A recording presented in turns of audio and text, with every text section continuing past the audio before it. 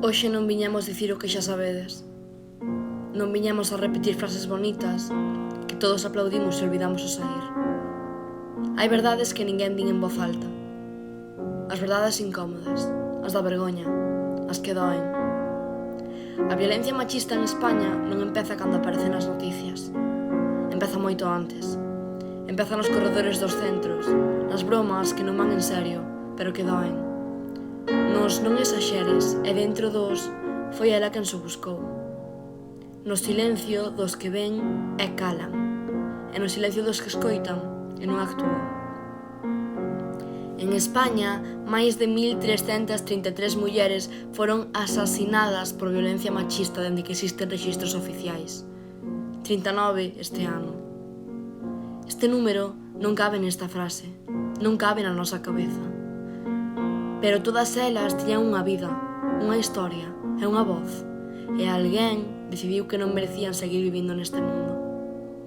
Non vou dicir os seus nomes, non porque non importen, senón porque fixemos algo moito peor con moitas delas. Olvidámolas. Había unha muller, 36 anos, nun pobo calquera, asasinada diante dos seus fillos pequenos. O pobo gardou silencio un día. O día seguinte volveron os bos días e a vida como se nada. Había unha rapaza, 17 anos, estudante, que nunca chegou á súa clase porque a controlaban, a ameazaban e a illaban. Pero ninguén o viu como violencia ata que xa non había nada que ver. Había outra muller, 52 anos, que pediu axuda 6 veces. 6. A última delas dixo: "Teño medo de non chegar a mañá." E tiña razón. Estes son casos reais, non son excepcións. Son parte dun patrón que todos coñecemos pero preferimos non mirar de frente porque asusta.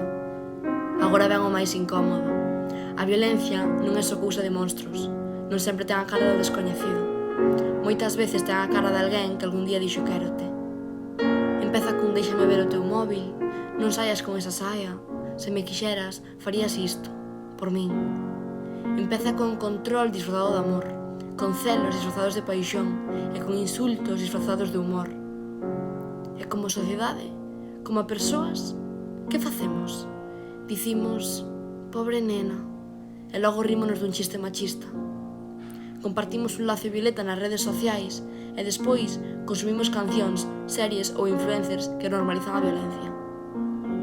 Gardamos un minuto de silencio e logo volvemos ao ruído que o tapa todo. Ninguén nos pide que seamos heróis. Pídense cousas moito máis difíciles. Mirar, e mirar de verdade. Escoitar, e escoitar de verdade.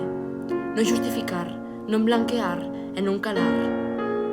O manifesto non vai rematar cun eslogan, ningunha frase tranquilizadora, porque isto non vai de tranquilidade. Porque o silencio de hoxe non é complicidade. O silencio de hoxe é memoria.